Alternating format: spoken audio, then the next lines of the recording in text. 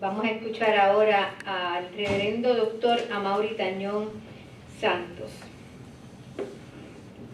Es el líder sinodal de redes del Sínodo Presbiteriano del Noreste, una región que comprende la Nueva Inglaterra, Nueva Jersey y Nueva York. Desde ese espacio de ministerio, Amaury busca conectar pasiones misionales comunes en congregaciones y presbiterios de la región. Su posición busca maneras nuevas de interacción que anime formas creativas de vivir el mandato evangélico de paz, justicia, hospitalidad y amor. Ha servido a 2 congregaciones en transición en el condado de Westchester, en Nueva York, y en la ciudad de Elizabeth, en New Jersey. Además, sirvió como director de programas de educación continuada del Seminario de Princeton, dirigiendo programas sobre la interacción intercultural, fe y vida pública y ministerio urbano. Sus pasiones vocacionales son el acercamiento comunitario intercultural, el ministerio urbano y el trabajo parroquial. Además de su trabajo a nivel regional en el Seminario de Princeton y a nivel congregacional, Amaury vive sus pasiones como asociado parroquial de la Iglesia Presbiteriana Nuevas Fronteras y en la junta directiva de la Baptist Peace Fellowship of North America. Fue invitado por el Consejo Latinoamericano de Iglesias a participar del diálogo ecuménico de las Américas sobre fe, economía y migración, celebrado en Quito en noviembre del 2013. Amaury se formó como historiador, obtuvo su bachillerato en la Universidad de Puerto Rico y se desarrolló vocacionalmente su maestría en divinidad en el Seminario Teológico de Princeton y su doctorado en el ministerio en el Seminario Teológico de New Brunswick. Escucharemos a Amaury desde la perspectiva del puertorriqueño emigrado. Puertorriqueñidad migrada, un pueblo en diáspora geográfica y de identidad. Amaury, bienvenido.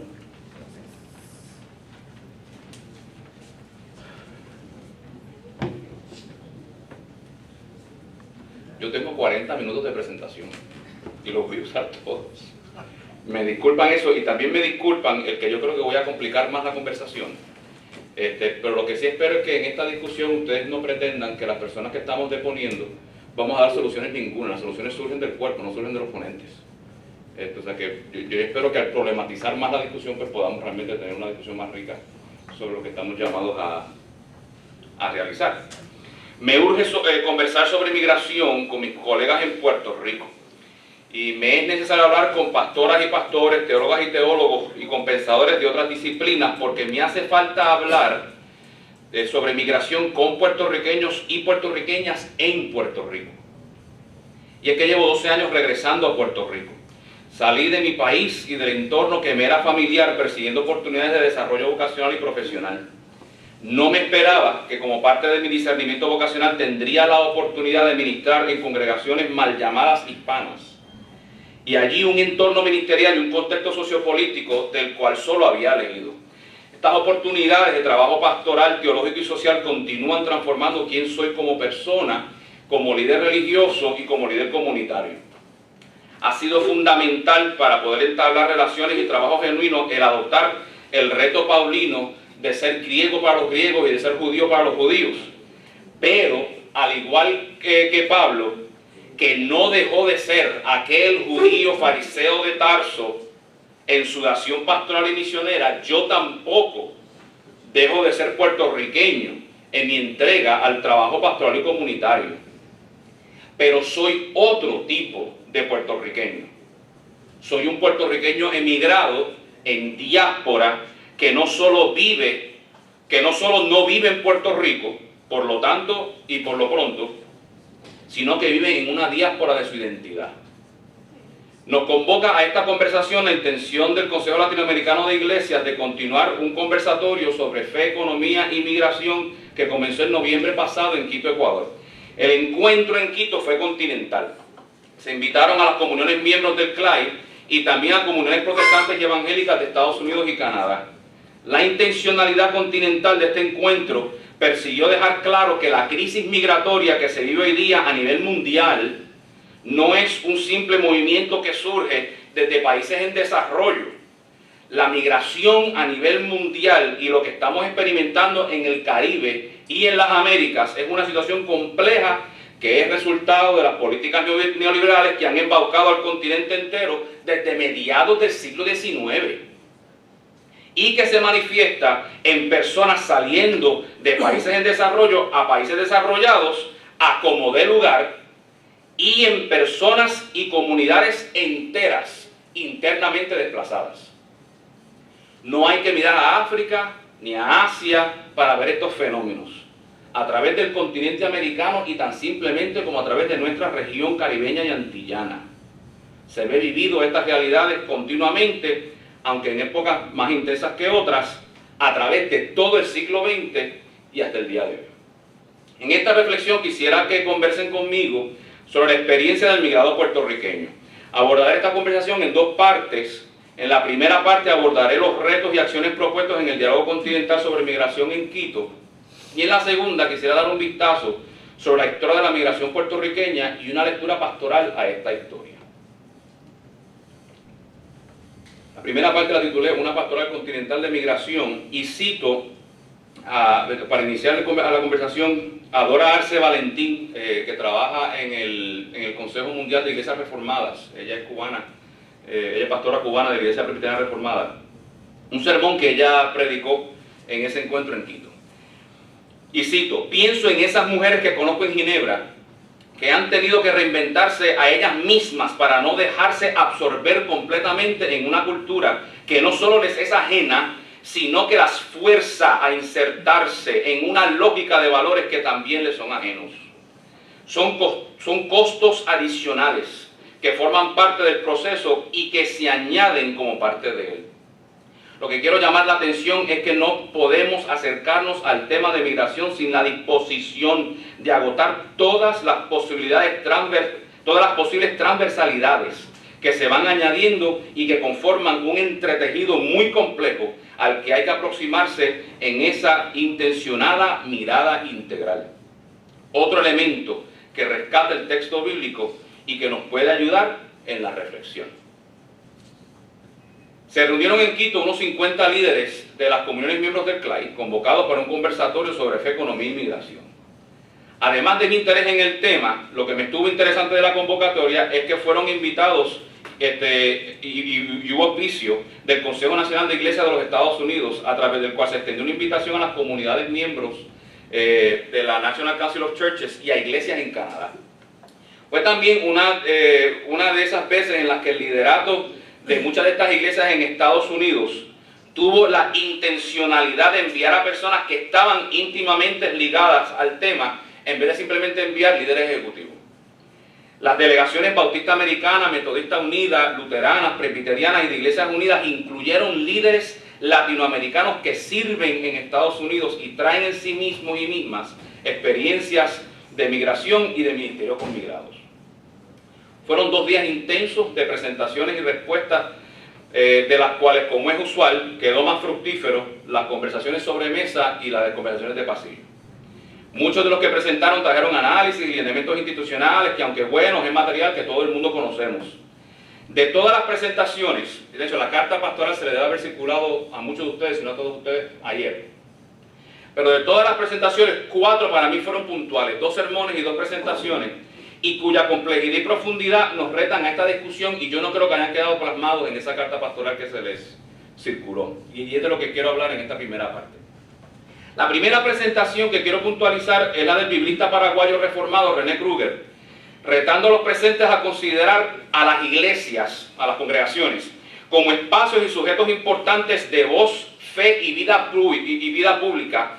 Él enmarca este llamado en la literatura profética de Israel, explicando que el ministerio profético en Israel fue más que una voz de queja o de protesta social y política. Él dice que más bien esta voz era la voz de Dios que llega al meollo de la condición y sufrimiento humanos. El doctor Kruger, con esta afirmación, hace la siguiente pregunta a los presentes en Quito: ¿cómo sería un movimiento religioso cristiano que atienda el reto migratorio desde una base teológica, bíblica, eclesiológica y misional, que permita una seria y profunda contemplación de la voluntad de Dios que anime la comunicación de denuncia, reto, anuncio y evangelio. Con toda intención, Kruger no responde a su pregunta, pero hace unos apuntes en y desde el texto bíblico que deberían al menos retar la discusión. Entre otros, afirma que el monoteísmo del Israel del exilio babilónico es altamente antiimperial porque considera únicamente al Dios de Israel como Señor y al emperador, sea quien sea y de donde venga, que no es Dios. Afirmación que también se va a ver manifestada en el judaísmo del siglo I. Presenta Kruger con otra imagen a la crucifixión de Jesús como la última palabra del imperio romano y a su resurrección como la apertura del tiempo posimperio.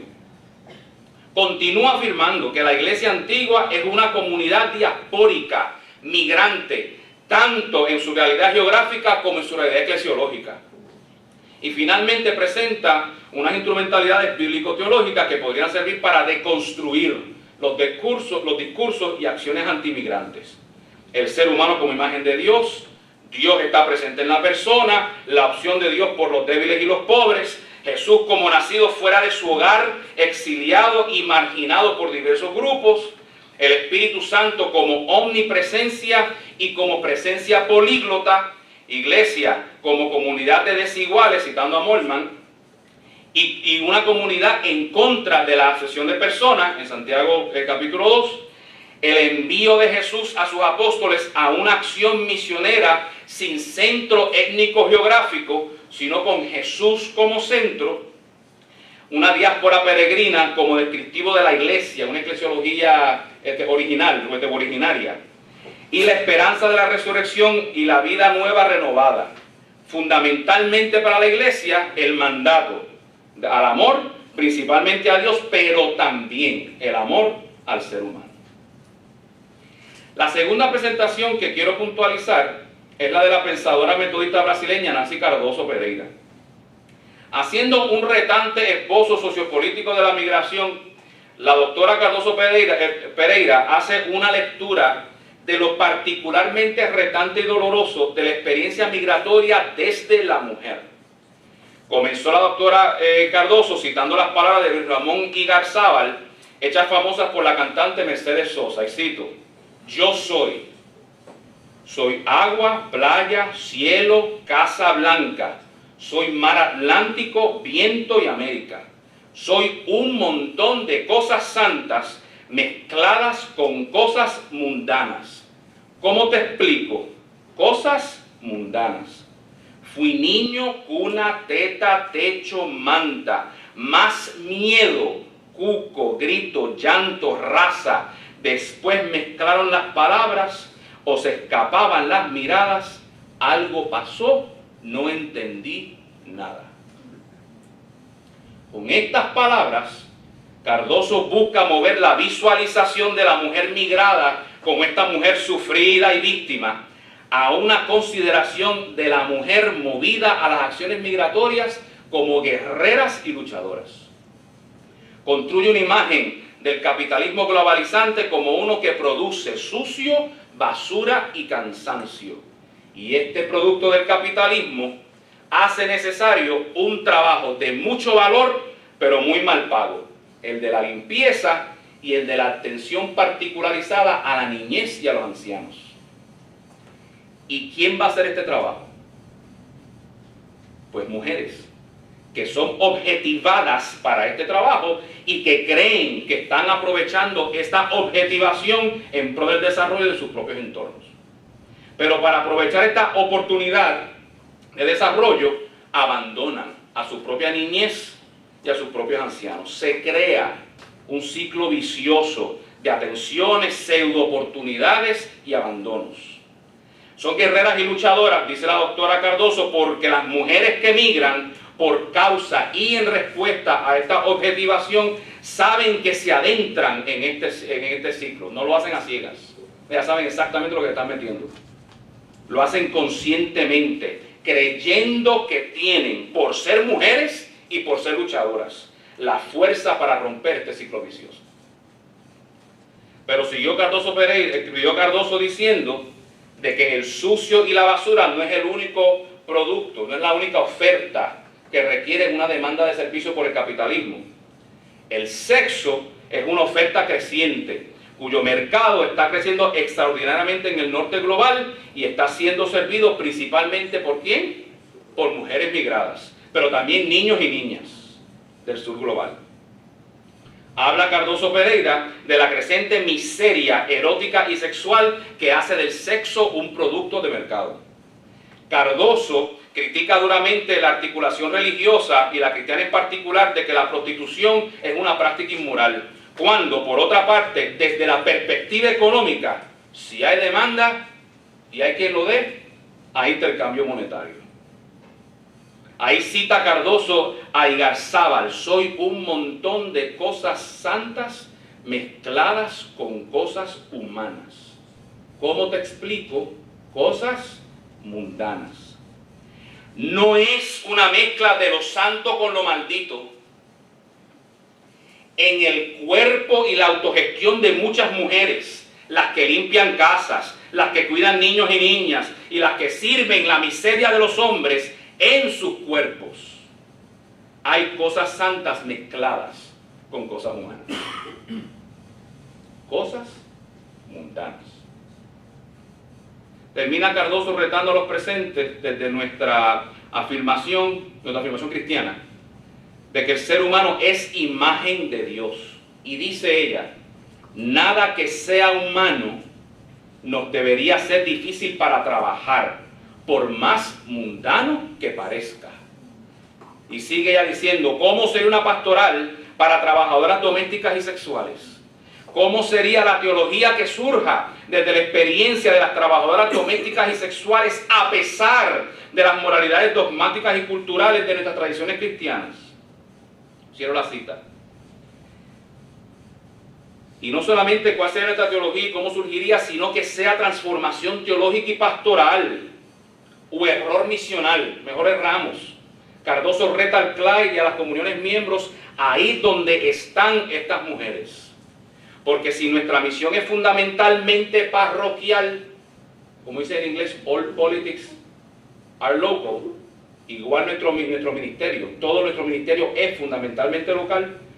Si nuestra misión es fundamentalmente parroquial, nosotros somos los que sabemos bien dónde es que estos trabajos precarizados se gestan y se realizan. Allí es necesaria una presencia profética y trabajo pastoral, no que vengan ellas. Nosotros ser presencia allí, pastoral y profética. Del mismo modo es importante considerar y reformular el concepto de hospitalidad cristiana que practicamos. Es necesario asumir el riesgo de acoger a quienes migran por las razones que migren, sean los que salen o los que entran. También es importante cotejar nuestras moralidades cristianas y estar dispuestos a escuchar las experiencias de estas personas de tal modo que nuestra teología pastoral y misión sean transformados. No para convertirlos a ellos, para convertirnos nosotros. En una parte, un grupo de nosotros junto a Cardoso Pereira también retamos a los reunidos allá en Quito a considerar las causales, consecuencias y sufrimientos particulares vividos en la historia de hoy día, no solo por mujeres, que es importante esa particularidad de las mujeres, sino también por comunidades indígenas y comunidades afrodescendientes. Y por cada una podemos desarrollar una sección. Los dos sermones que fueron puntuales fueron el de apertura por la pastora reformada cubana Dora Arce Valentín, que cité hace un rato, y el sermón de clausura del pastor cubano presbiteriano José Luis Casal.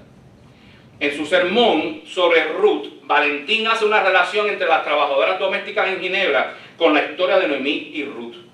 El reto exegético de Arce es ver la historia de Ruth no como la novela romántica sobre la ascendencia de David y de Jesús,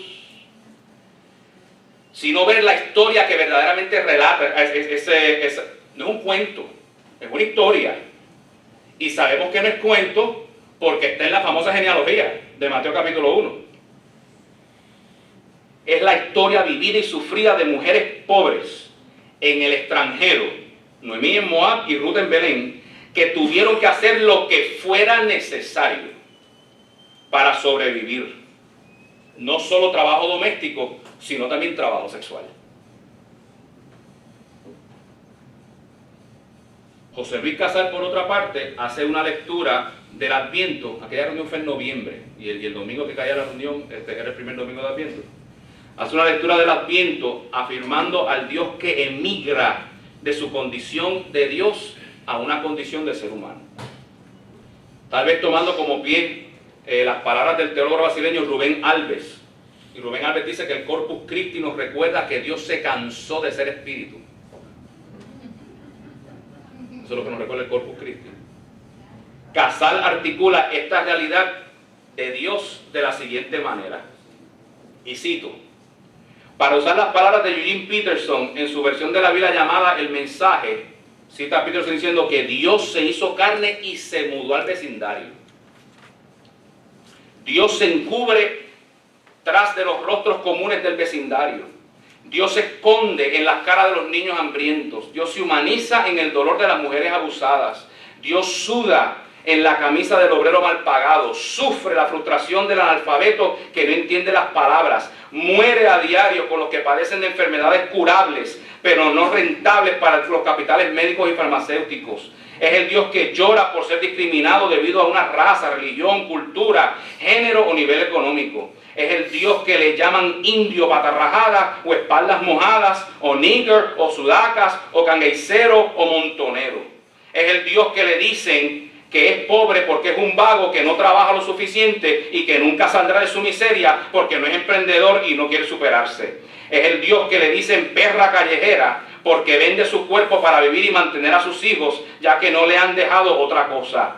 Es el Dios que vive el rechazo social a una sexualidad no elegida, pero sí repudiada, maltratada y vilipendiada. Es el Dios que cruza el Río Grande y el desierto de Arizona para dar de comer a los suyos y sufre el maltrato, la persecución, la cárcel y el desprecio. Es el Dios que habla creyol y español porque nació en Santo Domingo de padres haitianos y ahora le es negada la ciudadanía. En todos ellos está aquel, con letra mayúscula, a quien Calvino llamó Deus Incognitus, el Dios escondido, al que yo prefiero llamar Dios encubierto, ya que no es un Dios que por azares del destino entró en las vidas de estas personas, sino que en su soberana voluntad decidió vivir en estos sus pequeñitos para demostrar que desde allí, desde el margen y desde los marginados se puede cambiar la historia y que sí hay otro mundo posible diferente al mundo del despojo en el que vivimos. A mí me parece que estas son palabras y discusiones que mejor dinamizaron la conversación sobre migración en esa reunión de Klein. La carta está buena, pero les puedo mandar los sermones y la formación. La segunda parte, un pueblo en migración. Y cito, antes de comenzar esta parte, al doctor Luis Rivera Rodríguez, que es el decano académico del Seminario Teológico Gary Evangelical. Escribe Luis Rivera Rodríguez en Perspectivas. I share this reflection as one who considers himself a first-generation migrant. I construct my biography and identity as a transnational diasporan, that is, one who has come from another country, conditioned by colonial relationships with Spain and the United States, and who has resettled in the United States while keeping real and imaginary relationships and connections to the place of origin. Yo comparto esta reflexión, dice Luis Rivera Rodríguez, como uno que se considera un migrante de primera generación y construyo mi biografía y mi identidad como un diaspórico transnacional, es decir, uno que viene de otro país condicionado por relaciones coloniales con España y los Estados Unidos y que se mudó a los Estados Unidos y a la vez mantener una relación real e imaginaria con su lugar de origen. La historia colonial de Puerto Rico cumple 506 años, cumplió 506 años. El 19 de noviembre de 1493, Cristóbal Colón llegó sin querer queriendo a una isla donde ni desembarcó personalmente. Allá envió a parte de la tripulación, a buscar un poco de agua fresca para la travesía, porque la realidad es que el tipo estaba perdido. A esa isla él le da el nombre de San Juan Bautista, aunque sus nativos le tenían por nombre Tierra del Gran Señor, Boriquén. No será hasta 1508 que llegará Juan Ponce de León como primer gobernador español con la encomienda de conquistar el territorio. Puerto Rico fue una de las primeras 3 provincias eclesiásticas que se inauguraron en el Nuevo Mundo, y el primer obispo en llegar a las Américas llegó a la diócesis de San Juan Bautista, Nicolás de Obando, en 1512. La historia de la europeización y de la cristianización de Puerto Rico es también una historia de resistencia. Resistieron a la conquista y colonización los pueblos originarios, de los cuales tristemente tenemos poca si alguna memoria. Resistieron los africanos que fueron traídos como las primeras víctimas de la trata de esclavos al continente, trata que duró siglos. Resistieron los descendientes de españoles que no eran de las familias de los latifundistas y fueron sometidos a pobreza extrema. Y en enero de 1898, hace 116 años, la Armada estadounidense comenzó a bombardear a San Juan, y ese julio invadieron a Puerto Rico sin invitación ni consentimiento, como parte de un conflicto militar entre españoles y cubanos, donde se metieron los estadounidenses sin invitación ni consentimiento. Es decir, Puerto Rico ha sido colonia por 506 años, primero bajo dominación de la corona española y por los pasados 116 bajo la autoridad del Senado Federal de los Estados Unidos. Y resistió la generación de mis abuelos cuando por casi 50 años se impuso la educación pública en inglés. Resiste el pueblo hablando español después de más de 100 años de presidente estadounidense. Resiste el pueblo buscando promover y defender espacios de autogestión y formación de la identidad, como lo son la Universidad de Puerto Rico, el Fideicomiso de Conservación y el Instituto de Cultura. El pueblo de Puerto Rico lleva 500 años en resistencia. Y una de las situaciones que el colonialismo lleva donde quiera llegue, y en Puerto Rico no ha sido la excepción, es la situación de que la dominación política y económica de la colonia es en favor siempre de la metrópoli, entorpeciendo la autogestión de los colonizados. Las colonias se convierten para las metrópolis en espacios de experimentación social, política, económica, educacional y de salud. El imposibilitar la autogestión causa situaciones precarias para los colonizados y les lleva a buscar mejorar su situación en cualquier otro lugar. El emigrante no abandona el país por gusto. El emigrante sale de su país impulsado por circunstancias fuera de su control. El puertorriqueño, la puertorriqueña lleva migrando desde siempre. La historia oficial narra que para la década del 30 del siglo XVI ya no había nativos puertorriqueños en la isla, decimados o por enfermedades o por las confrontaciones bélicas o por la emigración de estos nativos hacia el sur, suplantados por inmigrantes ibéricos y africanos que iban a llegar a Puerto Rico desde el siglo XVI hasta el siglo XIX. Siguieron emigrando los puertorriqueños desde que se consiguió dinero o trueque por un pasaje en barco o más recientemente en avión. Bajo la dominación estadounidense, las primeras salidas de puertorriqueños fue a Hawái a trabajar en los cañaverales y en el cultivo de piñas tan temprano como 1901. La mayor presencia de puertorriqueños en el extranjero está radicada en la ciudad de Nueva York. Pero los primeros puertorriqueños no llegaron a Nueva York en la gran emigración de los 40 y 50. Han habido puertorriqueños residentes en Nueva York desde el siglo XIX. La ola migratoria más conocida en la historia reciente de Puerto Rico es la de los 40 y los 50, de la que participaron mi abuelo y mi papá. Pero esta migración no fue mayormente voluntaria. Operation Bootstrap, o la mal traducida acá, Operación Manos a la Obra, promovió la salida intencional de obreros y familias enteras a Nueva York, a Bethlehem en Pensilvania, al sur de Nueva Jersey, a Chicago y a otras áreas industriales y agrícolas, como política oficial del gobierno de Puerto Rico. Ahora se habla mucho de la emigración de cientos de miles de puertorriqueños desde mediados de los 90 hasta nuestra era realmente. Pienso que mal enfocado, pero muchos estudiosos se enfocan en esta ocasión de la emigración, a la emigración de profesionales, principalmente de la educación, de la salud, de la migración de empresas, de la ingeniería, al sur y centro del estado de la Florida. Un grupo que, aunque no sea tan numeroso, pienso yo que es significativo, es la cantidad de jóvenes que están saliendo para estudiar a nivel de bachillerato o a nivel graduado y se quedan en el extranjero en búsqueda de mejores oportunidades económicas a las que ellos saben encontrarían aquí. Y entre esos últimos está mi esposa y yo. Estamos mi esposa y yo. La puertorriqueña emigrada y el puertorriqueño emigrado, aquel que vive en Estados Unidos, o el que vive en México, o en España, o en la República Dominicana, es forzado a vivir una doble identidad. Particularmente aquellos que vivimos en Estados Unidos, a pesar de nosotros ser naturalizados estadounidenses, se nos recuerda en público y en privado que no somos estadounidenses, excepto por un pasaporte y por cierta facilidad de tránsito. Pero al volver a Puerto Rico, nos encontramos intencional o accidentalmente el rechazo a compartir con el emigrado la identidad de ser puertorriqueño.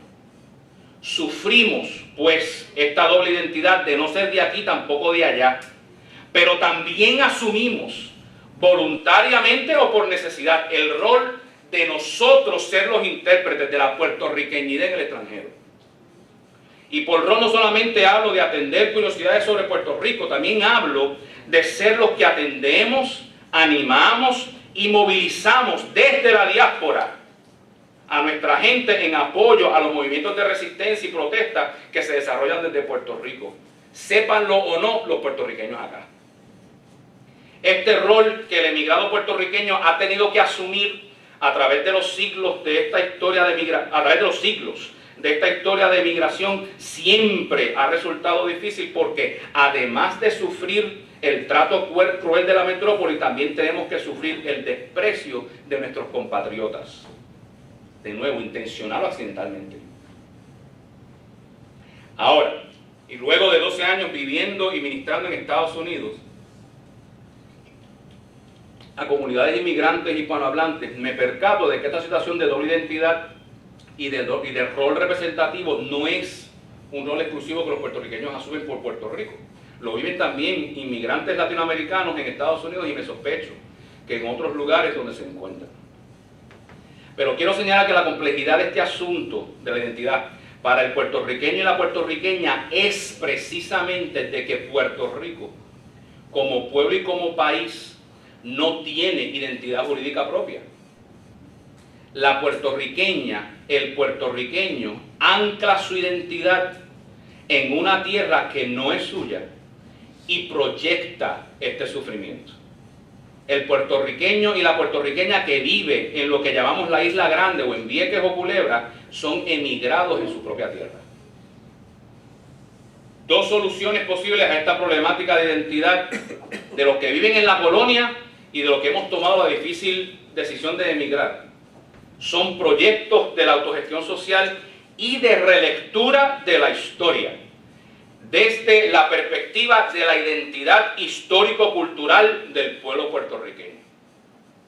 La capacidad de transformación social, económica y política de estos proyectos y relecturas queda en una consideración amplia e intencionalmente inclusiva de la puertorriqueñidad donde quiera se encuentre. Por ejemplo, Boricua en la Luna, el poema de Corretjer hecho canción por Roy Brown y recientemente reinsertado al discurso cultural por la banda Fiera La Vega, no es un poema sobre la trascendencia de la puertorriqueñidad de Puerto Rico. Si usted escucha bien la canción, este poema es una articulación artística de la añoranza de la puertorriqueña y del puertorriqueño emigrado y de sus descendientes por un autogestar y autodeterminar su identidad cultural between a rock and a hard place, entre la espada y la pared. La espada es el destino hacia donde emigró donde solo puede tener a un Puerto Rico de ensueño. Y The Hard Place, distinto a como lo cantan acá, es todo aquel que pretende negarle al emigrado y a su descendencia lo esencialmente puertorriqueño de su identidad.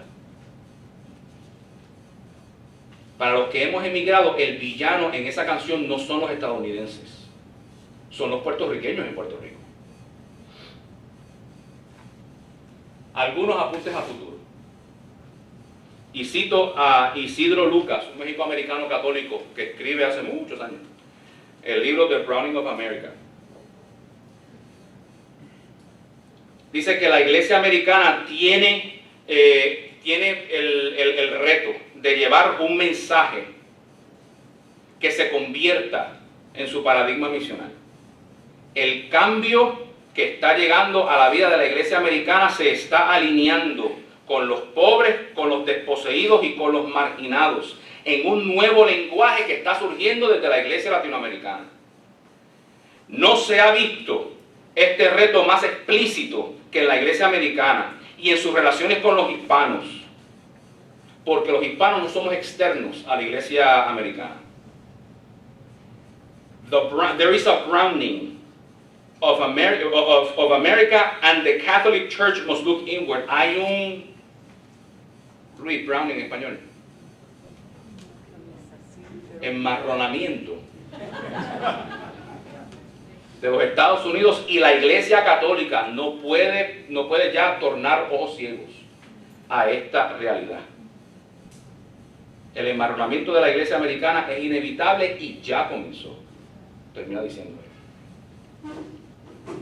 En todo lo que he compartido con ustedes para conversar, el énfasis que he querido hacer es en la lucha de la comunidad puertorriqueña en el extranjero, en su proceso de autodeterminación.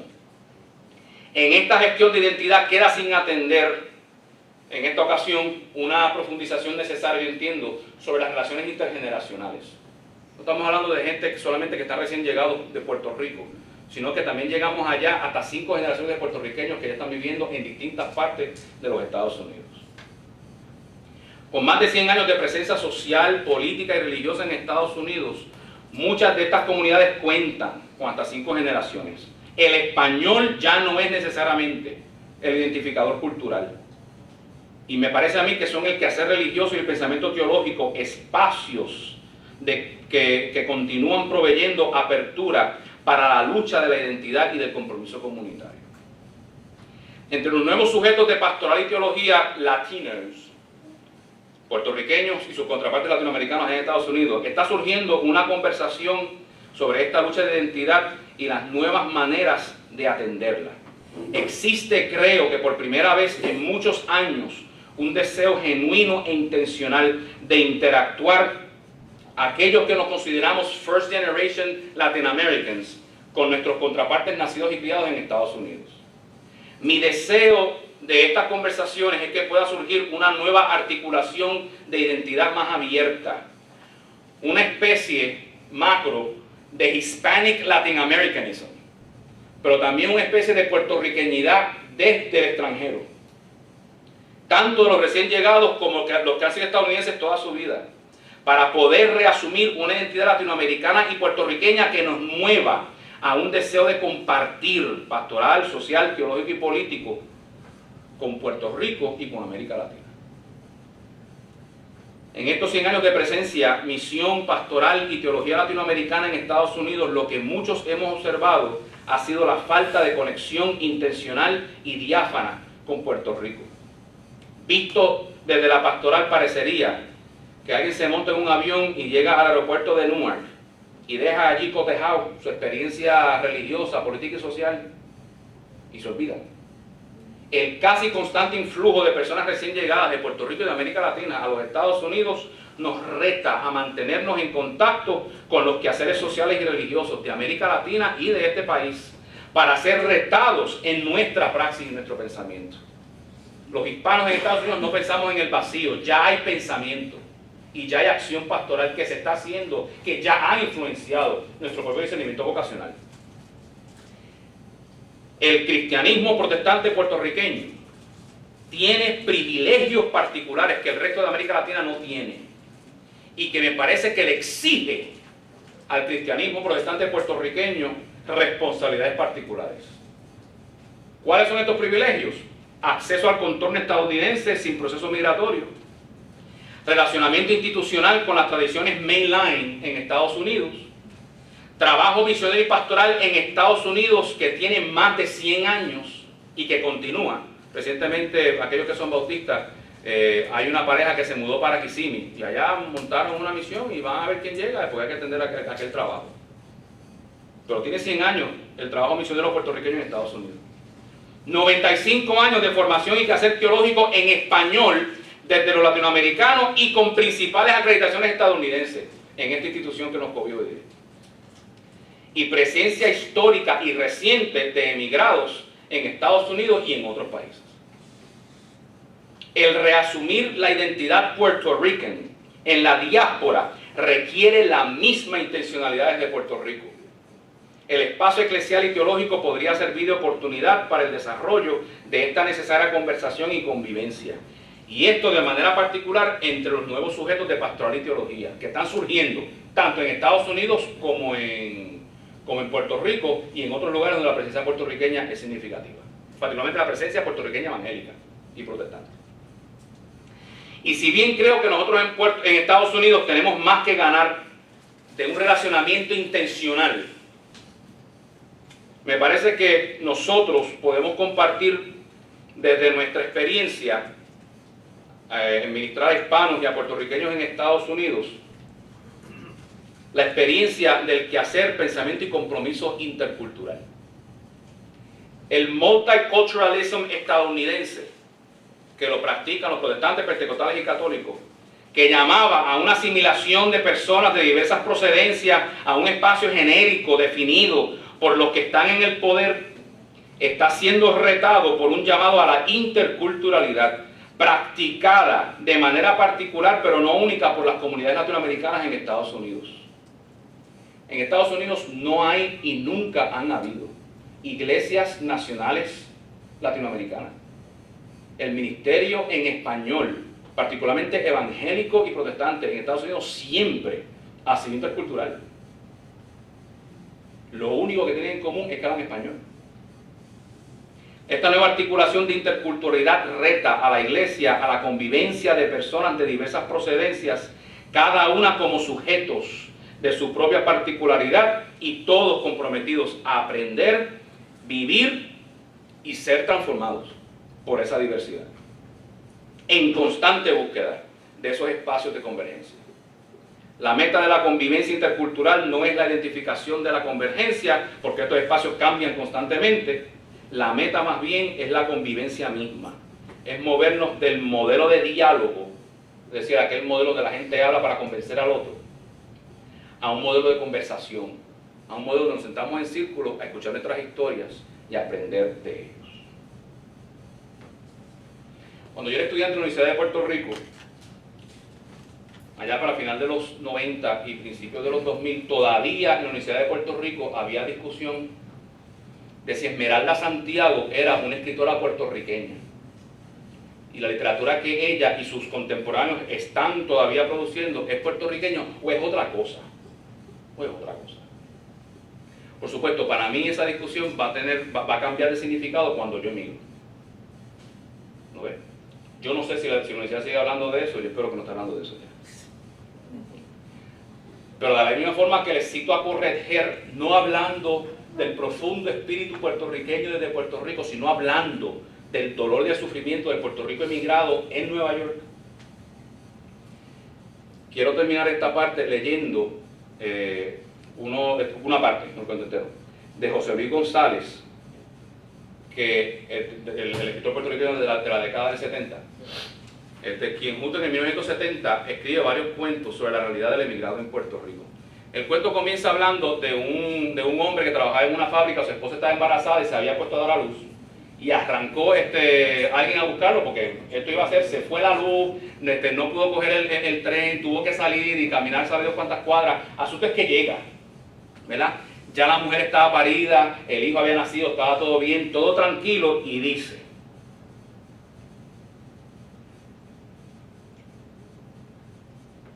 y le digo a mi mujer, después de que haya visto al niño y toda cosa, y le digo a mi mujer, adiós. Y por ahí hay bachata, y me dice, bueno, yo no sé, pero parece que sí, porque hace rato que estamos oyendo eso. Recuerde que estamos en un apagón. Hace rato estamos escuchando eso. Y en eso oigo yo que Trompoloco, el muchacho que había ido a buscar al papá, me llama desde la sala, oye, ve acá. Sí, hombre, Trompoloco, que había llegado después que yo y se había puesto a averiguar. Entonces salgo y le digo, ¿qué pasa? Y me dice, muchacho, que allá arriba en el rufo está chévere la cosa. Sí, en el rufo, o sea, la azotea. Y digo yo, bueno, pues vamos a ver qué es lo que pasa. Yo todavía sin imaginarme nada, ¿ves? Entonces agarramos la escalera y subimos, y cuando salgo para afuera veo que allí estaba casi todo el building. Doña Lula, la vida del primer piso, Chever de Aguadilla, que había cerrado el cafetín cuando se fue la luz y se había metido en su casa, las muchachas del segundo, que ni trabajan ni están en el welfare, según las malas lenguas. Don Leo, el ministro pentecostal, que tiene 4 hijos aquí, 7 en Puerto Rico. Pipo y los muchachos de Doña Lula y uno de los de Don Leo, que esos eran los que habían formado el conjunto con una guitarra, un cuiro, unas maracas y hasta unos timbales que no sé de dónde los sacaron porque nunca los había visto por ahí. Sí, un cuarteto. Oye, y sonaba, cuando yo llego estaban tocando Preciosa. Y el que cantaba era Pipo, que tú sabes, independentista. Y cuando llega aquella parte dice, preciosa, preciosa, te llaman los hijos de la libertad. Subía la voz, que yo creo que lo oían hasta Morovi. Y yo allí parado, mirando a toda aquella gente y oyendo la canción, cuando viene y se me acerca una de las muchachas del segundo piso, una medio gordita, ella creo que se llama Mirta, y me dice, oiga, qué bueno que subió, véngase para acá para que se dé un palito. Ah, porque tenía sus botellas y unos pasitos de cartón allí encima en una silla. Y yo no sé si era Bacardí o Don Q, porque desde donde yo estaba no se veía tanto. Pero le digo enseguida a la muchacha, bueno, si usted me lo ofrece, yo lo acepto con mucho gusto. Y vamos y me lo sirve el ron, y entonces le pregunto, bueno, ¿y por qué es la fiesta? Si se puede saber. Y en eso viene Doña Lula, la viuda, y me dice, adiós. Pero usted no se ha fijado. Y yo miro así como buscando por los lados, pero Doña Lula me dice, no hombre, Cristiano, por ahí no, mire para arriba. Y cuando yo levanto la cabeza y miro, me dice, ¿qué está viendo? Y yo, pues la luna. Y ella, ¿y qué más? Y yo caí en cuenta. Yo creo que Doña Lula me lo vi en la cara porque ya no me dijo nada más. Me puso las 2 manos en los hombros y se quedó mirando ella también quietecita, como si yo estuviera dormido y ella no quisiera despertarme. Porque yo no sé si tú me lo vas a creer, pero aquello era como un sueño. Había salido una luna de este tamaño, mira, y amarilla, amarilla, como si estuviera hecha de oro. Y el cielo estaba todito lleno de estrellas, como si todos los cocuyos del mundo se hubieran quedado a descansar en aquella inmensidad. Igual que en Puerto Rico, cualquier noche del año. Pero era que después de tanto tiempo sin poder ver el cielo, por este resplandor de los millones de luces eléctricas que se prenden aquí todas las noches, ya se nos había olvidado que las estrellas existían. Y entonces cuando llevábamos yo no sé cuánto tiempo contemplando aquel milagro, oigo a Doña Lula que me dice, bueno, y parece que no somos los únicos que estamos celebrando. Y era verdad. Yo no podría decirte en cuántas azoteas del barrio se hizo fiesta aquella noche, pero seguro que fue en unas cuantas, porque cuando el conjunto de nosotros deja de tocar, oímos clarita la música que llegaba de otro sitio. Entonces yo pensé muchas cosas. Pensé en mi hijo que acababa de nacer y en lo que iba a hacer de su vida aquí. Pensé en Puerto Rico y en los viejos y en todo lo que dejamos allá, nada más que por necesidad. Pensé tantas cosas que algunas ya se me han olvidado. Porque tú sabes que la mente es como una pizarra y el tiempo como un borrador que le pasa por encima cada vez que se nos llena. Pero de lo que sí me voy a acordar siempre es de lo que le dije yo entonces a Doña Lula, que es lo que te voy a decir ahora, para acabar de contarte lo que tú querías saber. Y es que en mi pobre manera de entender las cosas, aquella fue la noche que según volvimos a ser gente. Gracias.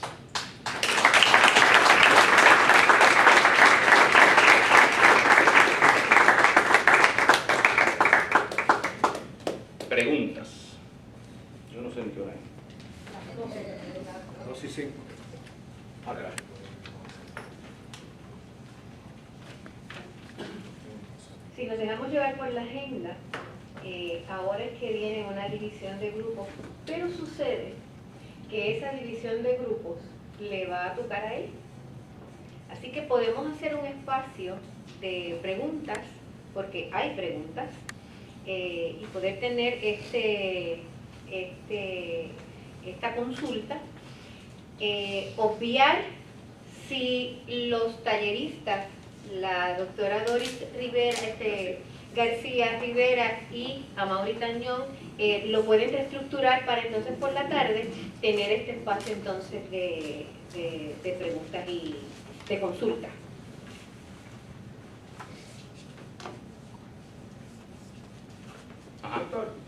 Yo tengo la impresión de que hace falta la composición de la historia, no solamente en términos de la continuación de la comunidad, de nuestra comunidad fuera, sino también de la propia reflexión desde la teología, porque la memoria de Bernardo Ortega nos acuerdan de aquel obrero que va a la diáspora y desde allí nos cuenta, pero cuánta historia hay de los pastores y ministros que han ido a la diáspora, hay muy pocas.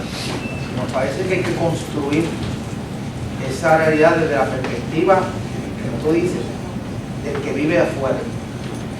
Y me parece atinado porque lo que hemos estado yendo y viniendo, ¿sabes?, compartiendo en los Estados Unidos, nos damos cuenta de esa realidad multicultural de lo que es el ministerio hispano, donde ya nuestras comunidades ya son totalmente multinacionales, y en tu caso debes conocer esa misma realidad, y quizás comenzaste con una comunidad puertorriqueña, pero ya es tan multinacional que, como le decía recientemente a una amiga, ya ustedes no saben cantar el Happy Birthday sino las mañanitas, porque es lo que se aprende a cantar cuando se cumple años en muchas de nuestras comunidades. O sea que realmente nos falta reflexión por ese lado para poder trabajar con esa nueva realidad de ese puertorriqueño, que es otro puertorriqueño que no es el mismo que está. Y un rearticular y reasumir la historia, que no solamente se escriba desde allá, sino que se escriba en colaboración. Los puertorriqueños en Puerto Rico con los puertorriqueños en el extranjero y for that matter, los latinoamericanos en América Latina con los latinoamericanos en Estados Unidos. El único libro de historia que a mí se me ocurre, que hizo un estudio exhaustivo, no solamente de la obra hispana en Estados Unidos, sino su conexión con América Latina, principalmente Puerto Rico, fue el libro Misión a la Puerta de Santiago Soto Fontanes. Búsquese el libro, pero Santiago Soto Fontanes escribió ese libro en los 50, en los 60, reflexionando sobre lo que en los 60 fue 60 años de historia, de trabajo particularmente bautista, particularmente en Nueva York. ¿Lo ves? Pero hace esas conexiones muy intencionales de cómo fueron misioneros desde Puerto Rico lo que lanzaron esa obra y lo que de ahí surgió. Pero es importante hacer esas conexiones históricas en colaboración. No puede ser una gesta desde allá. ¿Podría añadirle los cuantos? Sí, bueno. A la bibliografía. Tenemos a Alberto Rembao, que ya tenía la Nueva Democracia ya desde los 40. Tenemos Orlando Costas, que estaba desde los 50 hasta casi cuando murió, el día que murió. Tenemos en tiempo más reciente a Harold Resino, Guaira Martínez Otero. Correcto. O sea, hay una avalancha de teólogos y de diferentes generaciones. O sea, que ya los tenemos. Y hay un Busto González, por amor de Dios. O sea, que tenemos ya una avalancha de escritores latinos que están allá, teólogos que están escribiendo estas cosas, reflejando la imagen de esta experiencia. Y lo están escribiendo desde allá, y están pidiendo la colaboración con los de acá, y es lo que nos hace falta, pienso yo. Y si encuentran al escritor Rembao particularmente, ustedes van a ver que Rembao ya está haciendo las conexiones. Y si quieren ver algo de estudio latino, uno de los libros que yo recomiendo es de Juan González, ¿verdad? Que está hablando de la historia de los latinos en Estados Unidos. Y van a ver que va desde las diferentes comunidades, las perspectivas de coloniales que hay en ese aspecto. Pero bueno,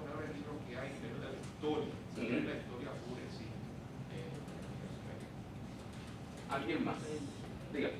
Sí, hay yo creo que tú te referías a eso, hay un discurso que se está manejando demasiado, diría yo, de que cada vez que alguien se va es que se dio por vencido. Entonces se ha desarrollado esta visión de que el que se fue, lo que hizo fue que se fugó, se escapó, está huyendo, es un derrotado más.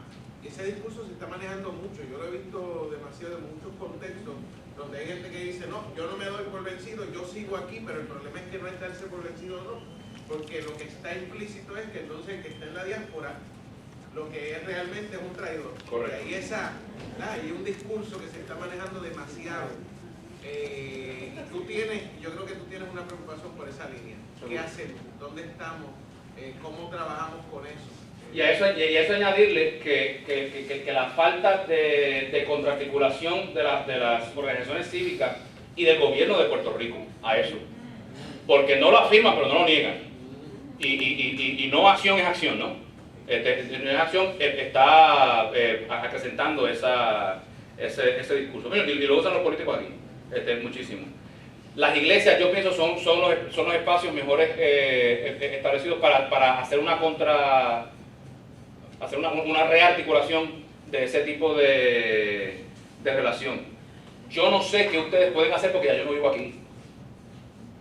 Ya yo no vivo aquí, yo quisiera volver aquí. Yo llevo 12 años regresando, pero yo no vivo aquí.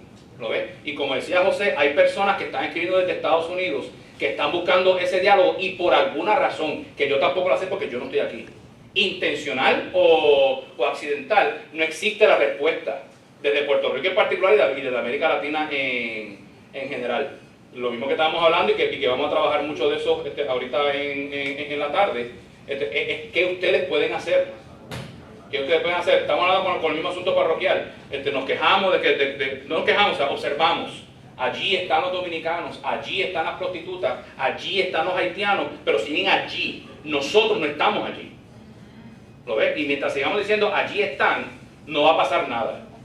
Estamos en Estados Unidos los puertorriqueños con las manos abiertas, necesitamos esa construcción de puentes, ¿no? Y de puentes de 2 vías. Y de puentes de 2 vías. Es más un reto que una respuesta, pero si es necesaria. Porque por otra parte, y me parece que lo dije en la ponencia, cuando hay asuntos de envergadura social, económico, política en Estados Unidos, los medios de comunicación y las autoridades políticas no vienen a Puerto Rico a pedir respuestas. Van a las comunidades emigradas. ¿Y ustedes qué creen de esto? Entonces, ahí es que digo que este asunto de la doble identidad es un proceso muy difícil, porque tenemos que articular algo con una información que no se nos ha provisto, porque por muchas circunstancias no tenemos conexiones, acceso de primera mano a lo que está sucediendo. ¿No ves? Y no es lo mismo yo llamar a José porque es amigo mío. Oye, José, me preguntaron esto, dime qué tú crees. A yo saber que en el Sínodo Presbiteriano de Boriquén y en la Iglesia Bautista de Puerto Rico y en la Iglesia Metodista de Puerto Rico yo tengo con quién dialogar y a quién lanzarle el problema para que me lo articulen desde Puerto Rico para yo poder entonces articular allá. Y no es que, de nuevo, si es intencional o accidental, eso yo no sé. Y pienso que lo tenemos que lograr. ¿Alguien más? Diga. Tu primera parte, un poco centrada en un tema que a mí me preocupa mucho, que es el tema no solamente del migrante, sino de la migrante.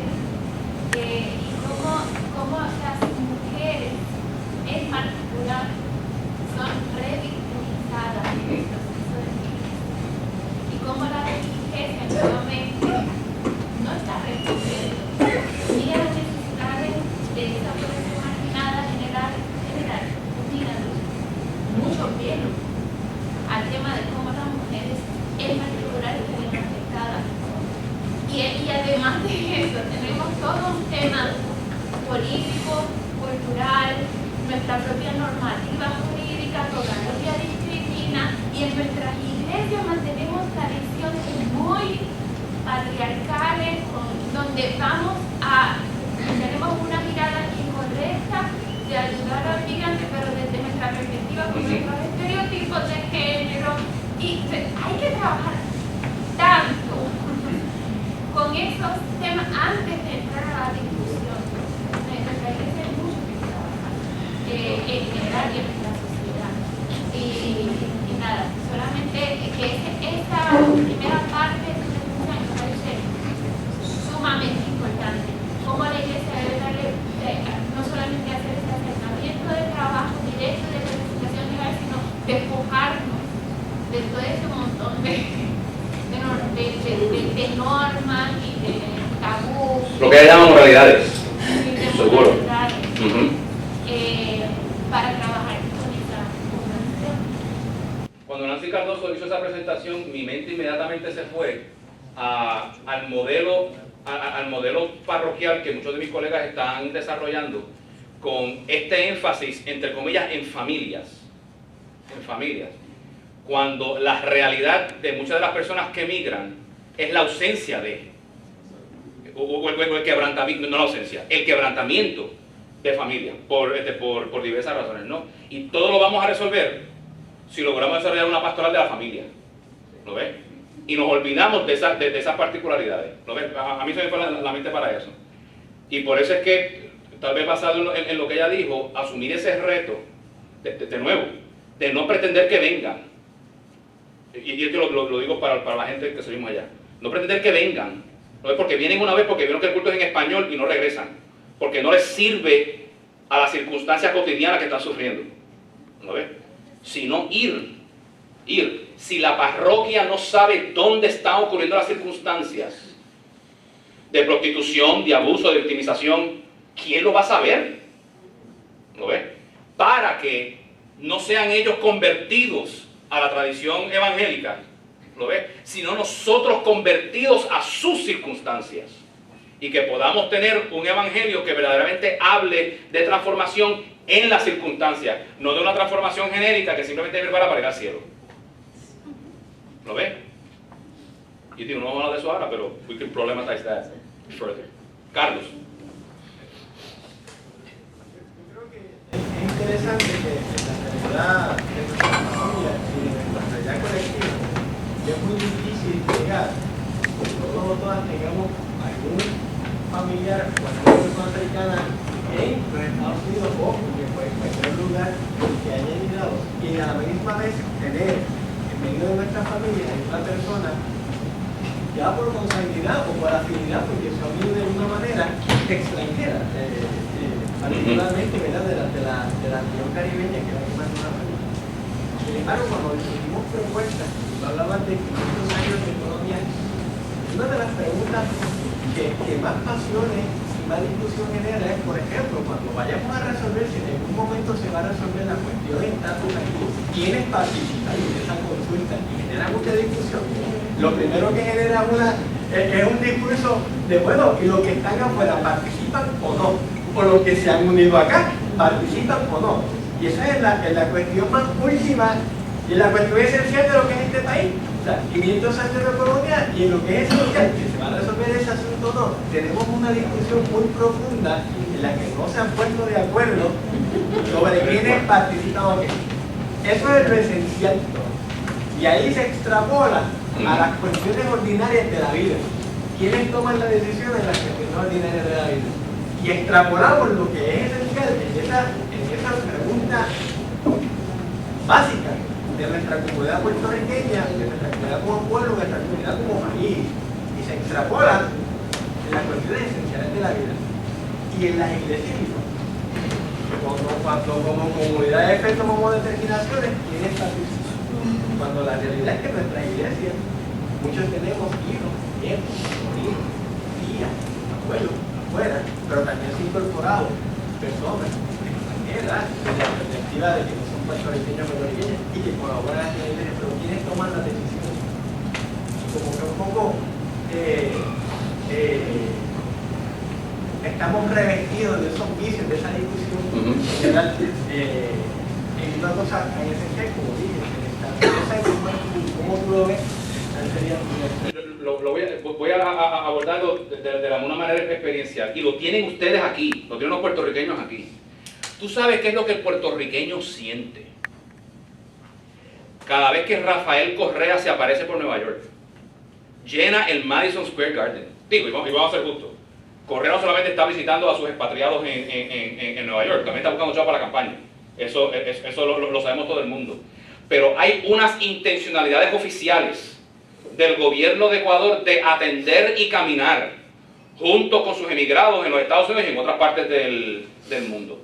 Tanto es así en algunos de nuestros países, de nuestros hermanos países latinoamericanos, que los que viven en el extranjero pueden votar en las elecciones de sus países. Brasil, Venezuela, Ecuador, Perú, México, la República Dominicana, pueden votar en sus comicios. Lo que es más, los dominicanos tienen 2 miembros del Parlamento Dominicano que sirven at large, que sirven por acumulación, representando a las comunidades diaspóricas. Los puertorriqueños no tenemos ninguna intencionalidad. No, amor, y si la tienen, tú te vas a la Quinta Avenida y puedes ir a la oficina de asuntos puertorriqueños en Nueva York. Es que esa oficina no atiende al de la diáspora. Esa oficina lo único que está buscando son chavos de inversión extranjera. Está buscando capital extranjero para que invierta aquí. No está buscando atender la realidad. Cuando existía alguna intencionalidad, era como operación manos a la obra. Cuando tú llegabas a Nueva York, ibas a la oficina de relaciones para allá para que te buscaran un trabajo y nos olvidamos de ti. Porque menos mal, uno menos en Puerto Rico para alimentar. ¿Lo ves? El asunto político, yo entiendo que Edma era por ahí por donde iba en su comentario último sobre la ponencia de Luis. Y digo, pínteme del color que usted me quiera pintar. Esta situación de la identidad del puertorriqueño se va a resolver cuando el puertorriqueño pueda ejercer su derecho soberano a la autodeterminación. Sea que ejerzamos esa soberanía desde la independencia nacional, o que ejerzamos esa soberanía como parte de la confederación, de la federación llamada los Estados Unidos de Norteamérica. Pero tenemos que ejercerla. Ahorita nosotros no nos debemos a nosotros. Nos debemos a todo el mundo menos a nosotros, y afecta nuestras relaciones. Porque la gente no se va para Estados Unidos principalmente porque se rajaron. La gente se va principalmente para Estados Unidos porque se nos ha dicho que no hay para dónde más coger. Por esa relación. Sin embargo, cultural, social, religiosa, teológicamente, nosotros seguimos articulando por puertorriqueños. Allá tengamos o no el acceso político al discurso. Yo no sé, eso fue más añadir a lo que tú dijiste, pero seguro. ¿Alguien más? Una última cosa. Dígame. Hemos hablado de los puertorriqueños en los Estados Unidos, pero se ha hablado muy poco de los puertorriqueños en nuestros países latinoamericanos, correcto, comenzando la República Dominicana, seguro, donde hay una creciente colonia puertorriqueña. En México, en la Ciudad de México, es increíble la tendencia que hay, seguro. Yo la conozco, entonces se ha hablado muy poco de ese puertorriqueño que no está en los Estados Unidos, pero que sigue siendo puertorriqueño, una realidad aún en España. Y que se organiza, y que articula, y que trabaja, y que invierte, y que envía, y que está. Seguro. Digo, la comunidad vieja en España, ¿no? De puertorriqueños que tienen. Seguro, seguro. ¿Quién más? ¿Alguien más? Gracias.